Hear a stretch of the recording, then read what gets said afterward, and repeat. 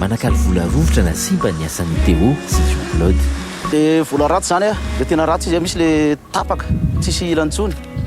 izy hoe tapaka tsisy ilantsony vola misy ratsy fotsiny hoe ratsy be de tsy raisy le mpivarotra de zay mandray anazy de mifanaraka le mpivarotra hoe misy azo atao aminao toetrany sa anao de zay ny fitananay le mpivarotra hoe zao arakaraka fararatsika fa fahabetsany da zay koa manakala am'le vera hoe misy vola am'le voazera ratsy de manakala aminazy koa zay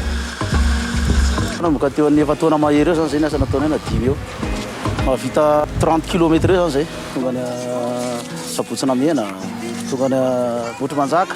Tanandrano Ampialanitra iny zay zany tena valehanay matetitetika zay zao tamin'ny maraina niala Varandavamamba de nandeha tongotra jusqu'à Motromanjaka io de tena hitana vola zany de fabatra Saribao épicerie ireny tselatsela kely eo de olona mandalo de elakelan-trano hoe resaka kolokolola misy le misy alina kely de hoanohano voalavo de simba ho azy le izy misy menamenaka anona ohatr'izay misy koa le fampirina le olona azy masimba azy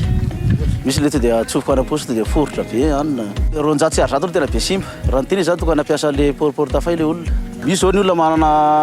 5000 zao vidinay 500 pour ray fotsiny fa raha maromaro izy de vidinay 7 ray alina zay zao mba mangorakoraka le olona koa zany fa tsy hoe arizato de vidinay 50 zay zao na manakona aloha de misy maromaro kely zay zay miakatra any amin'ny banky io zany asantsika evatrano zay mihitsy zany izy anomboka tena mbola kely tsika de vananao an'io mitadabiana ena no an'ny taloha da bataileo koa le asa satria navelona anazy izy hatramin'izay de hoe mety io izy fa atao fa tsara io asa io